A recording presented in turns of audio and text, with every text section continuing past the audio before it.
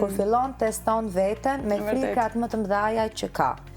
Kështu që pse jo, të gjithë kenë mundësi që ti testojnë ato fobit e veta dhe të bëhen më të guximshëm, më të fort për veten, sepse çdo gjë që arrim për veten tonë arrim, nuk e arrim për asnjë tjetër.